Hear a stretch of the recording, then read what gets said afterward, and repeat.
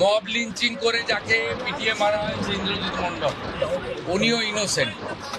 Police আমাকে যা বলেছে এটা আমার কথা নয়। যে নিরীহ লোকটাকে ছেলেটাকে মেরে দিয়েছে আনমেরিড একটি ইয়াং বয়, সেখানে যারা হত্যাকারী তাদেরকেও প্রপারলি মার্ডার কেসে যুক্ত করা হবে এবং পুলিশকে ডাইরেক্ট ইনস্ট্রাকশন আছে যে যারা যারা হুলিগানিজম করেছে পুরো দিন ধরে তাদের এগেনস্টে অ্যাকশন। প্রায় 200-র বেশি আইডেন্টিফাইড লোক, তাদেরকে আমি পরিষ্কার বলে গেলাম যারা উস্কানি দিয়েছে কারোর ইন্ধনে পলিটিক্যাল বায়াসনেস নিয়ে মিডিয়াতে পাবলিসিটির লোভে সোশ্যাল মিডিয়ায় চিপ ভিউয়ার্স বাড়ানোর জন্য ওদের কিন্তু ছাড়া হবে না, তারাও ভুগবে, এটুকু আমি বলে দিই। আমি উইদিন এ উইক আসবো এবং দুটো ফ্যামিলিতে যাব। তখন সরকার ওরা যা চেয়েছে, সরকার যা করলো দেখতে পাবেন। সূর্যপুরে ভিকটিম ফ্যামিলি একটা আউটপোস্ট চেয়েছেন, আমরা আউটপোস্টও ডিজিপি এইচএস কে বলেছি করতে হবে, প্রয়োজন হলে রেন্টাল বাড়ি দিয়ে খুঁড়ি চালু করতে হবে এবং আমি যখন ভিকটিমদের সঙ্গে মিট করতে আসবো তখন আউটপোস্টের ইনোগ্রেশন হবে। আমরা এখানে অনেকগুলো ডিসিশন নিয়েছি, সেগুলো প্রপারলি আমরা দেখব।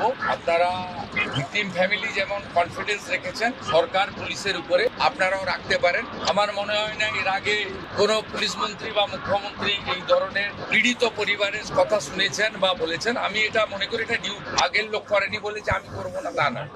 আমি এখানে এমপি এমএলএ পলিটিক্যাল পার্টিকে ডেকেছিলাম, এমপি সায়নী ঘোষ তিনি মিট করেছেন, মাননীয় বিধায়ক প্রাক্তন স্পিকার বিমান ব্যানার্জি মিট করেছেন, 1-to-1 কথা হয়েছে, সেটা আমি বাইরে বলবো না। আমার মনে হয়েছে তারাও স্যাটিসফাইড।